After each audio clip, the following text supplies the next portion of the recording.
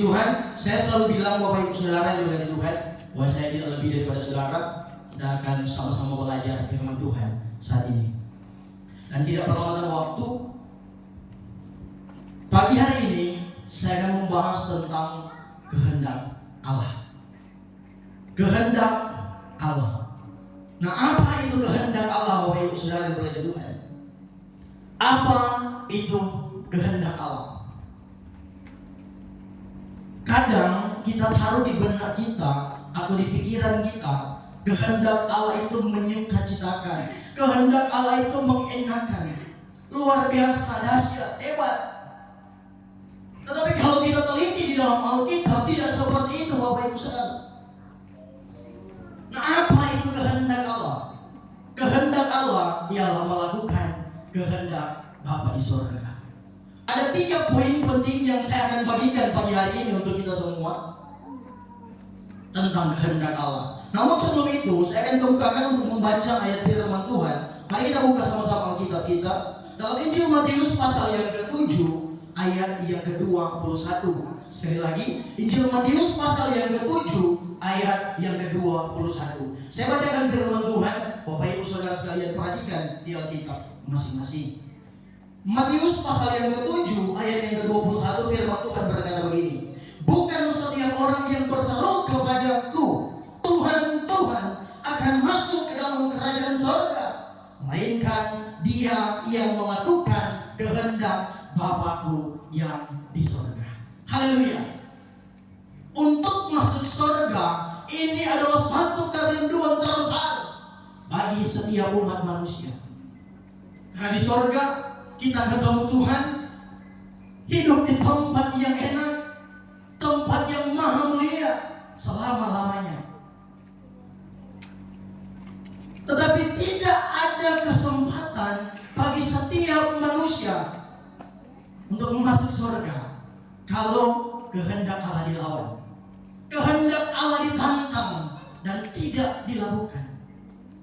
Bapak Ibu Saudara yang diberkati oleh Tuhan, kunci surga ialah melakukan kehendak Bapa di surga. Nah, apa itu kehendak Bapa di surga? Apa itu kehendak Allah? Kita masuk dalam poin yang pertama. Kehendak Allah di padang gurun. Sekali lagi, kehendak Allah di padang gurun. Buka dalam Ulangan pasal yang ke-8 ayat yang kedua. Ulangan pasal yang ke-8 ayat yang kedua. Saya bacakan firman Tuhan. Ingatlah kepada seluruh perjalanan yang kau lakukan atas kehendak Tuhan Allahmu. Perjalanan yang kau lakukan atas kehendak Tuhan Allahmu di padang gurun selama 40 tahun ini, dengan maksud merendahkan hatimu dan mencobai engkau untuk mengetahui apa yang ada dalam hatimu, yakni apakah engkau berpegang pada perintahnya atau tidak. Haleluya. Perhatikan baik Bapak Ibu Saudara, kehendak Allah itu di mana? Di padang gurun, diuji di padang gurun. Haleluya. Kehendak Allah itu dites Tuhan, diuji Tuhan pada semua manusia Israel pada waktu itu. Di padang gurun ada apa Bapak Ibu? Yang ada hanya pasir melulu, bukit batu dan gunung batu yang tinggi. Kehendak Allah sangat jelas dikatakan di sana. Kehendak Allah diberlakukan di padang gurun, dan bukan dalam jangka waktu yang pendek, bukan dalam jangka waktu yang singkat. Jelas Alkitab katakan di sana diuji selama 40 tahun. Haleluya. Saya berumur belum tentu kalau sampai 40 tahun. Tapi bangsa Israel pada waktu itu diuji oleh Tuhan di padang gurun selama 40 tahun. Di padang gurun ada apa Bapak Ibu Saudara? Di padang gurun ada ular berludah, ada ular berbisa, ada kalajengking dan singa lapar di sana.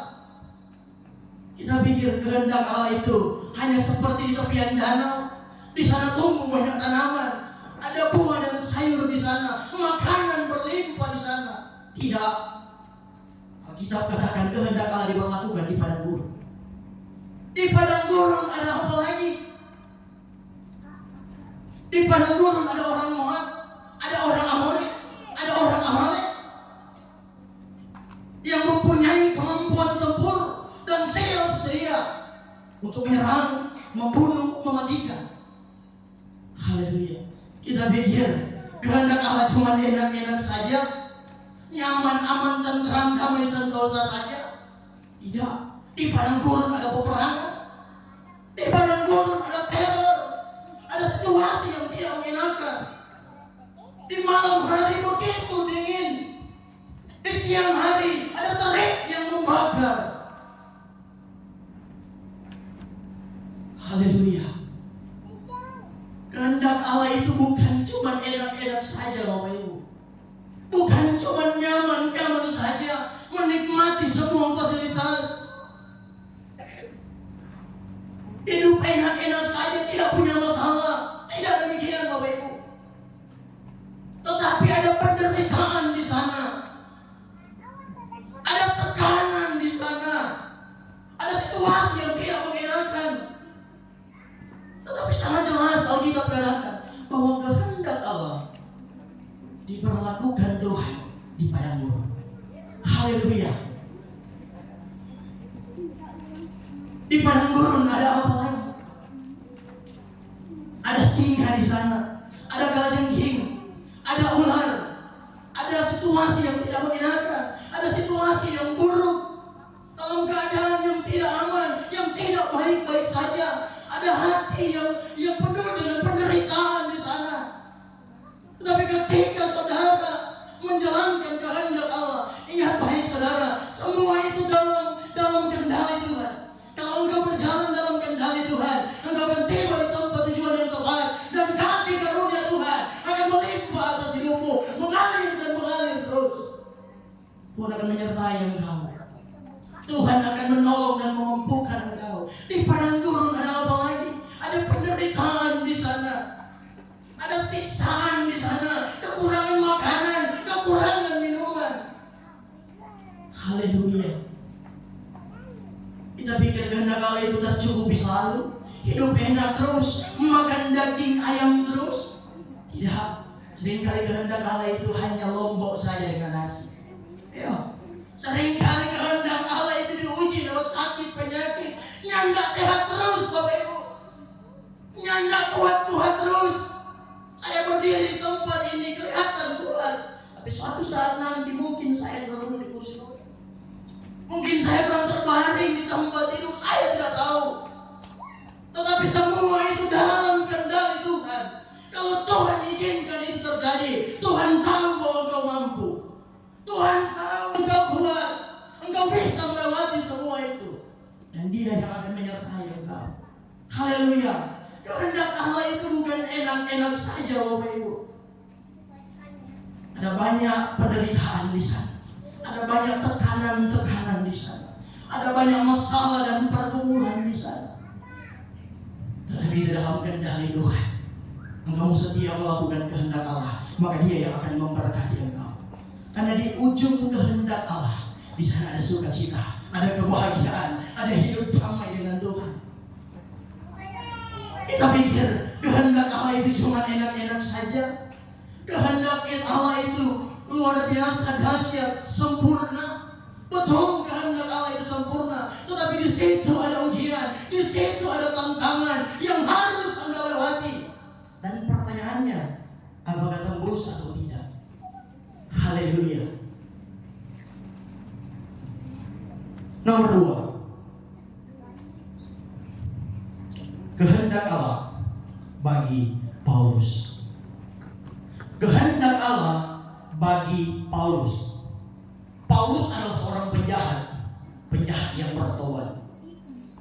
Kemudian dia memasuki suatu era pelayanan yang luar biasa, karena dia diberkati Tuhan dengan hikmat, urapan, kuasa dan mujizat yang begitu luar biasa. Saudara tahu, ketika Paulus memasuki suatu era pelayanan, apakah dia disambut dengan pengumuman bunga? Tidak. Ketika Paulus memasuki sebuah kota untuk melayani, apakah dia langsung diajak ke rumah makan yang mewah? Tidak.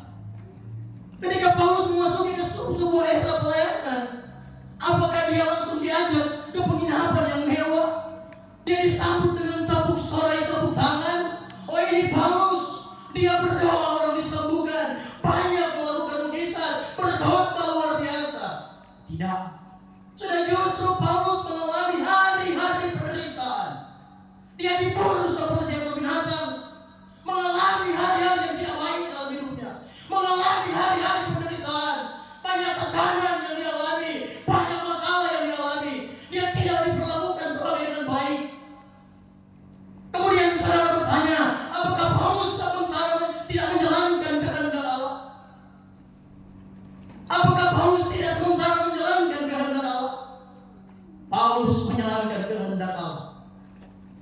Ada banyak penderitaan yang Paulus alami. Kita pikir kehendak Allah cuma tawa canda saja. Tidak. Di dalam kehendak Allah seringkali kadang ada derai air mata. Haleluya. Haleluya.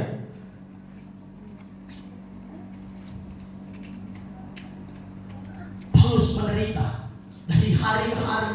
Dia mengalami hari yang tidak enak, hari yang tidak nyaman, tidak diperlakukan dengan baik. Dia telah dibuatkan untuk diikat, ditangkap di Yerusalem, kota tempat dia belajar teologi. Haleluya. Mari kita buka sama-sama dalam 2 Korintus pasal yang ke-7 ayat yang ke-10. 2 Korintus pasal 7 ayat yang ke-10. Begini firman Tuhan. Sebab duka cita menurut kehendak Allah. Perhatikan baik. Sebab duka cita menurut kehendak Allah menghasilkan pertobatan yang membawa keselamatan dan yang tidak akan disesalkan. Tetapi duka cita yang dari dunia ini menghasilkan kematian. Haleluya. Sebab duka cita menurut kehendak Allah. Kehendak Allah itu bukan cuma senang-senang terus. Kehendak Allah itu bukan cuma sukacita terus, tetapi kadang ada derai air mata yang harus kita lewati. Paulus menderita, Bapak Ibu Saudara, tetapi dia menikmati semua itu. Dia menikmati semua proses pembentukan yang kelihatan seperti hukuman. Tidak, itu latihan. Haleluya.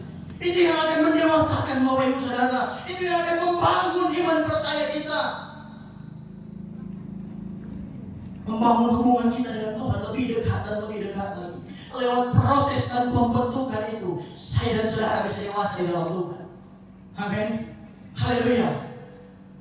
Jadi kehendak Allah itu bukan yang nyaman-nyaman saja Bapak Ibu. Bukan yang enak-enak saja. Tetapi inti daripada kehendak Allah ialah menderita karena Yesus. Katakan amin. Kurang setuju. Yang siap menderita karena Yesus, katakan amin.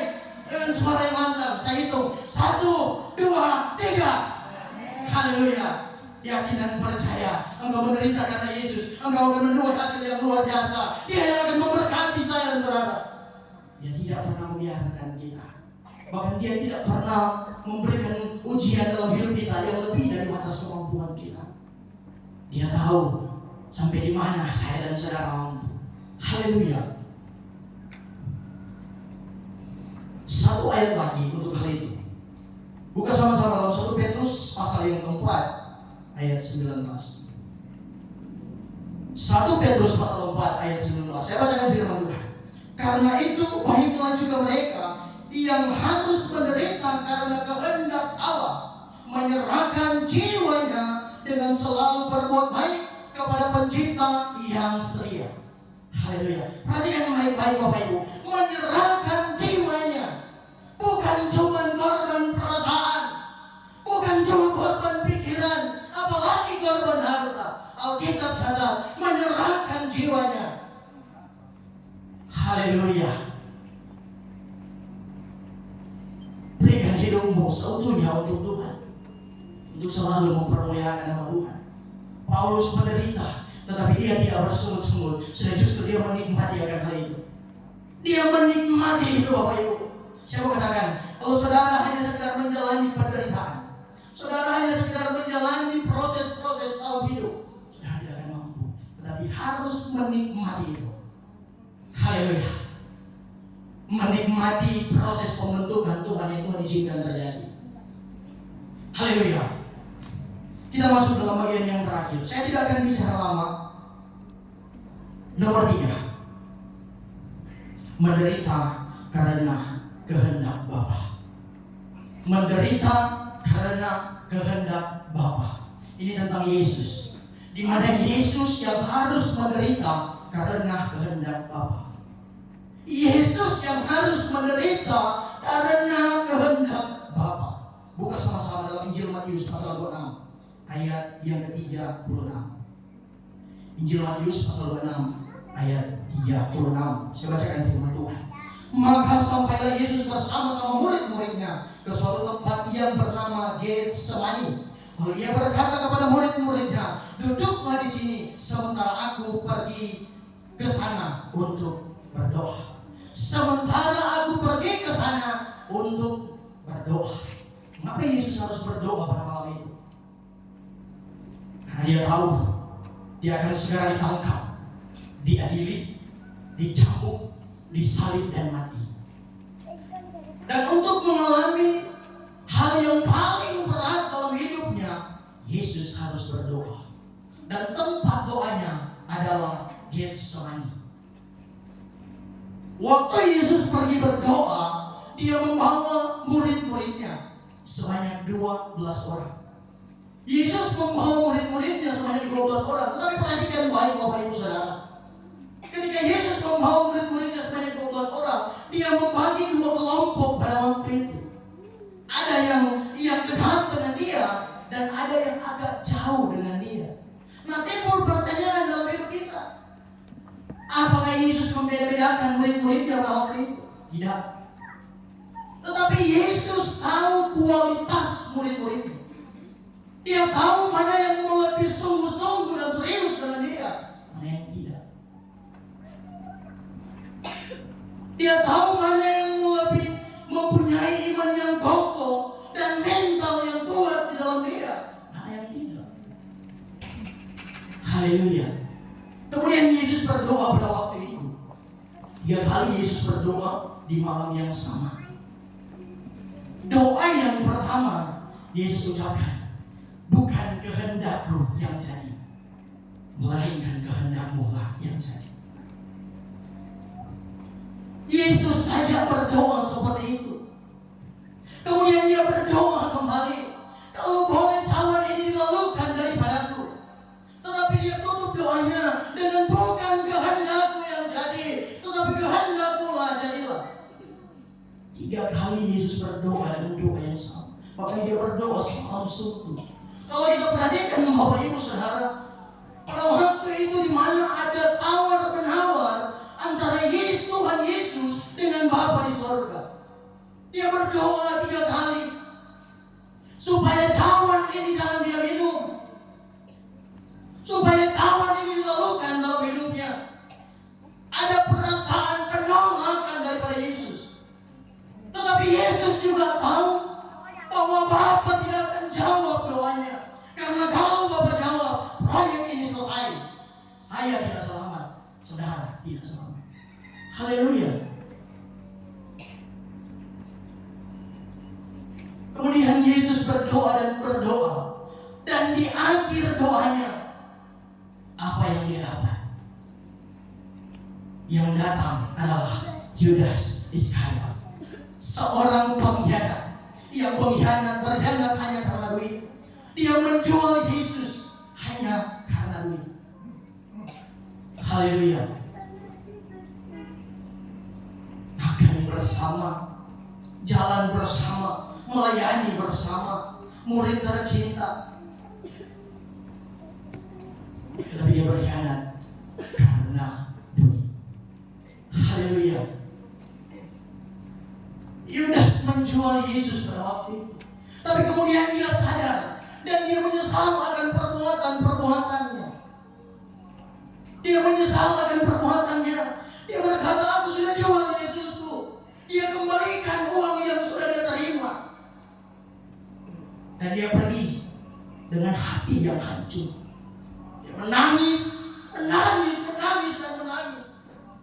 Ada rasa kecewa yang terdalam dalam hatinya. Dia tidak bisa mendapat mengatasi hatinya. Dia tidak bisa dapat mengatasi mentalnya. Dia pergi terus menangis dan menangis. Dan dia pergi ke suatu tempat, ke suatu pohon. Dan dia bergantung diri di sana. Mati dengan cara yang mengerikan. Haleluya. Apakah ketika Yudas mengembalikan uang transaksi itu dan Yesus kemudian tidak jadi disalibkan? Tidak. Yesus tetap disalibkan. Transaksi sudah berjalan, perjanjian sudah berjalan. Yesus disalibkan. Kemudian Yesus menderita. Dia ditangkap dan disalibkan. Bapak Ibu Saudara diberkati Tuhan, saya mau katakan, kehendak Allah ini bukan berbicara tentang kekayaan, bukan berbicara tentang hidup yang enak dan mewah, tetapi fakta yang terjadi bahwa kehendak Allah ini berbicara tentang kematian. Kehendak Allah ini ada fakta yang terjadi, yaitu Yesus yang harus mati karena kehendak Allah. Dan hasilnya apa? Ketika Yesus mati di atas kayu salib, dia menebus saya dan saudara. Kita boleh menikmati hidup yang mulia saat ini. Semua karena pengorbanan Yesus. Haleluya. Hapus dalam benak kita kalau kehendak Allah itu hidup mewah, kehendak Allah itu punya jabatan yang tinggi, kehendak Allah itu adalah popularitas kita, kehendak Allah itu adalah hidup bermartabat. Saya mau katakan saudara, hapus dalam benak kita. Jangan pernah berpikir seperti demikian. Haleluya. Belajar untuk memahami kehendak Allah. Ada proses dalam kehidupan kita. Ada banyak tantangan dan rintangan di dalam kehendak Allah yang harus dilewati, yang harus dilalui. Saudara, di depan kita ada badai dan gelombang yang akan menerpa kita untuk membentuk kehidupan kita. Kita tidak bisa melawan ombak. Kita tidak bisa melawan badai yang begitu keras dan kencang. Tapi setidaknya saya mengatakan kita masih bisa belajar untuk berselancar. Nikmati itu. Haleluya. Puji Tuhan, firman Tuhan. Saya dimakan sampai di sini. Tutup Alkitab kita. Saya mau kita bangun hubungan dengan Tuhan. Sebelum pemain musik maju ke depan.